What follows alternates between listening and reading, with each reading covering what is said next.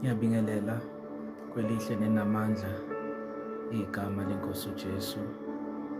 This is part 4 of our series, Who is God? Ungubani uNkulunkulu. Hallelujah.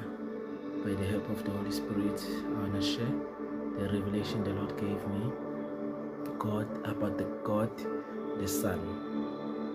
God the Son, of which is Jesus. Let's read it up in Matthew 3, verse 16 and verse 17.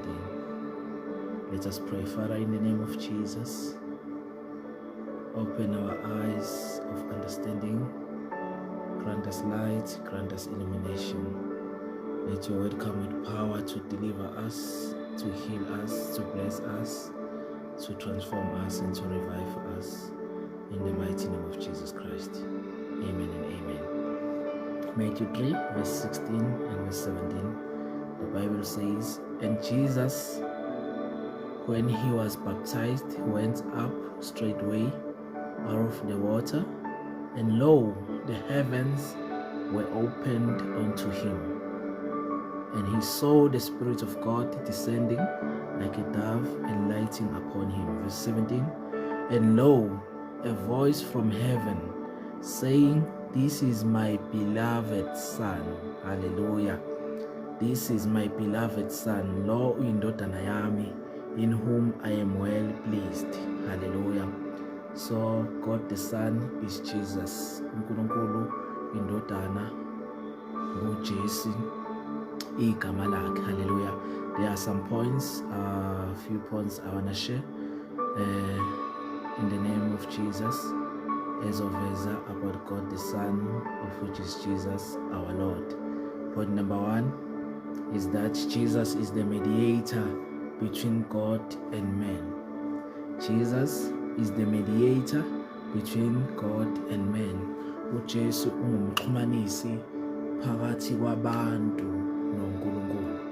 uJesu ungumxhumanisi phakathi kwabantu noNkulunkulu.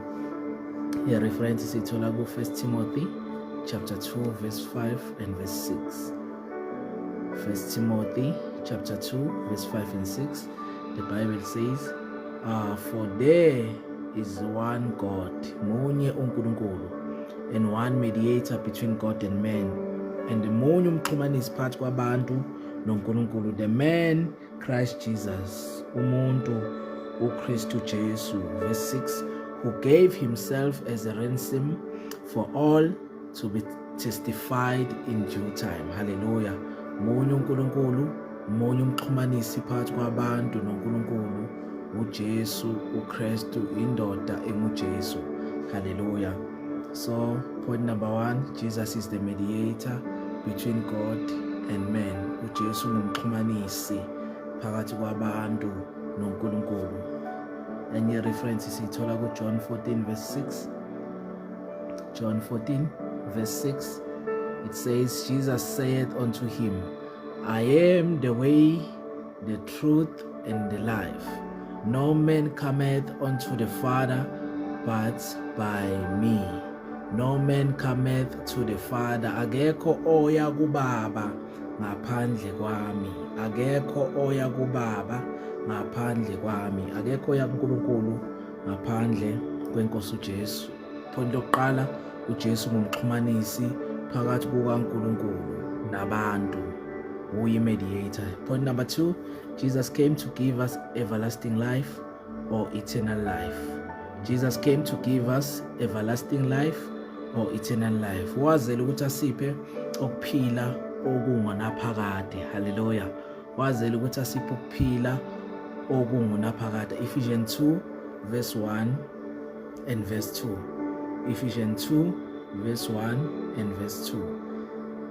Lithi iBhayibheli, and you have been quickened who were dead in trespasses and sins. Uniphilisile nani nanifile empambukweni nasezonweni zenu. Usiphilisile ngokuza kwenkosi uJesu ayilethe ukuphila ngoba kade sifile. Before sazana nenkosi uJesu besifile ngoyimpambeko zethu nangobona kwethu. So khumbula encwadini kaGenesis about our forefather uAdam, uthi uNkulunkulu mawuzodla kulesithelo uzofa nokufa. lithi iBhayibheli wadla kodwa azange sizwa kubhaliwe ukuthi wawa phansi, but ilokho kufa okwangena kuyena, eternal life yasuswa kuye, noma everlasting life. Verse 2, where in time past you walked according to the course of this world, besihamba ngey'mpambeko zasemhlabeni, according to the prince of the power of the air, ngokombuso womkhathi uSathane, the spirit that now worketh in the children of disobedience, umoya osasebenza kubantwana bongalaleli, kubo bonke abantu abadinaya insindiso, loyo moya usasebenza kubona. So usiphilisile. He came to give us everlasting life, eternal life. Uzele ukusibuyisa lokwakuphila okunaphakade, eternal life. Hallelujah. Enye reference siyithola ku John 17 verse 3.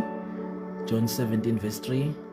And this is eternal life, kulokhu kuphila okuphakade, that they might know thee, the only true God. Inkulumo ikhulunywa inkosi uJesu, ukuthi ukuphila okuphakade kuyilokhu ukuthi bazi wena uNkulunkulu weqiniso noJesu omthumileyo, bazi wena uNkulunkulu weqiniso noJesu omthumileyo. So ukuphila okuphakade sikuthola ngenkosi uJesu. Hallelujah.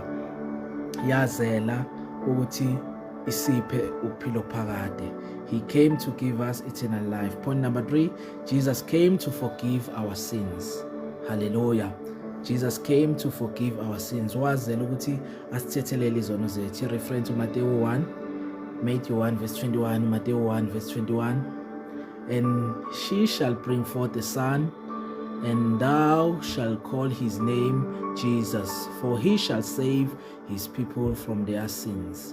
Uzozala indodana, niyibize ogama layo linguJesu, uzosindisa abantu bakhe ezonweni zabo. Hallelujah.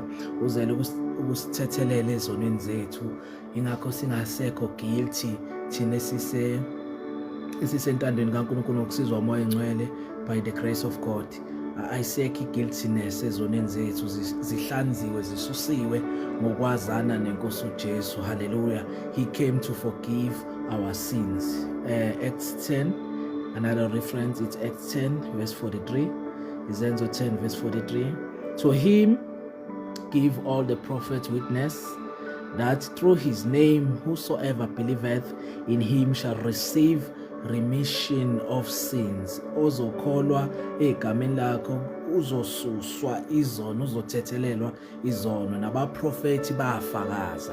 Hallelujah. So Jesus came to forgive our sins. Inkosi uJesu izele ukuthi sithethelele izono, ingakho ezonweni esindlule kuzo sisafile singamazi uNkulunkulu ngenkosi uJesu, besinezono eziningi kodwa ukufika kwakhe wasithethelela izono zethu. Hallelujah. Point number 4, of which is the last point, Jesus came to give us righteousness. He came to give us righteousness. Uzele ukuthi asinike ukulunga. Reference to 2 Corinthians chapter 5 verse 21. 2 Corinthians chapter 5 and verse 21. The Bible says, for he, of which is God, had made him, Jesus, to be sin for us, who knew no sin, that we might be made the righteousness of God in him. Hallelujah. Hallelujah. God gave or made him, Jesus, to be sin for us. Wamenza isono engonile, engasazi isono, wamenza isono ukuze sibe ngabalungileyo kuye, sibe nokulunga. Hallelujah. Shuthi ukulunga asikwenzi ngokwemvelo, ingakho kade kuhlula singakasindiswa ngomusa kaNkulunkulu, bekuhlula ukulunga ukwenza kahle, ngoba kuyinature kaNkulunkulu ukulunga. Sikuthola ngokwazana nenkosi uJesu bese siphiwa ukulunga. Uyilungeli ngamandla akho, kodwa kuba self righteousness, ingakho uyibona ungcono nabanye abantu, kodwa uthola ukuthi khona amaphutha nawo, kodwa uzoma ngezinto zabantu. That is a self righteousness. But ukulunga kukaNkulunkulu sikuthola ngenkosi uJesu. He came to give us righteousness. Hallelujah. Reference esibili siyithola ku Romans 3 verse 21 to 26. Romans 3 verse 21 to 26. But now the righteousness of God without the law is manifested, being witnessed by the law and the prophets. 22. Even the righteousness of God which is by faith of Christ unto all, hallelujah, and upon all them that believe. Lokho kulunga kuphezu kwabo bonke ngokukholwa enkosini uJesu, noma ngokholo lwenkosi uJesu, kubo bonke abakholwa kuye. For there is no difference. 23, for all have sinned, sonile sonke, and come short of the glory of God. Inkazimulo kaNkulunkulu isilahlekelile. 24, being justified freely by his grace, hallelujah, ngomusa wakhe sahlanjululwa, senzela umusa, sahawukelwa, through the redemption that is in Christ Jesus. 25, whom God have set forth to be a propitiation through faith in his blood, to declare his righteousness for the remission of sin that are past, through the forbearance of God. 20, to declare, I say, at this time his righteousness, that he might be just and the justifier of him which believeth in Christ. Hallelujah. Lokho kulunga kwabele thina esisenkosini uJesu, kwabele thina esisindisiwe ngomusa kaNkulunkulu. Hallelujah. Uzele ukuletha ukulunga ebantwini. Hallelujah. Sithe okokuqala, Jesus is the mediator between God and man. Ungumxhumanisi. Akekho yakuNkulunkulu ngaphandle kwenkosi uJesu. Uyoxhumanisa abantu noNkulunkulu. Sathi point number 2, Jesus came to give us everlasting life, noma eternal life. Uzele ukusinika ukuphila okuphakade, ukuphila kukaNkulunkulu. Ingakho siphila njengoNkulunkulu, sikhuluma phezulu kwezimo njengoNkulunkulu zenzeke. Zonke izimo singaphezulu kwakhe, azikho isimo esisehlulayo. Ayikho into esikhathazayo ehlula emhlabeni. Sinaleyo mpilo kaNkulunkulu kuthina, waletha leyo mpilo kaNkulunkulu kuthina inkosi uJesu. Hallelujah. Sathi point number 3, Jesus came to forgive our sins. Wazela ukusithethelela izono, ukuthi uye kuphela osusa izono zabantu. Ayikho enye into ethethelela isono somuntu, inkosi uJesu kuphela. Ubudlelwane nenkosi uJesu bese siyathethelelwa izono zethu. Glory to God. Sathi point yokugcina, Jesus came to give us righteousness. Uthi ukulunga sikuthola ngenkosi uJesu. Asilungi ngokwenza kahle ngamandla ethu ngeziqu zethu, kodwa it's only by the Spirit of God. Ukwazana nenkosi uJesu bese siphiwa isipho sokulunga. Ingakho singeke sibone singcono nabanye abantu, ngoba it's a gift of righteousness. Isipho sokulunga, akusiko ukulunga kwamandla ethu neziqu zethu. Hallelujah.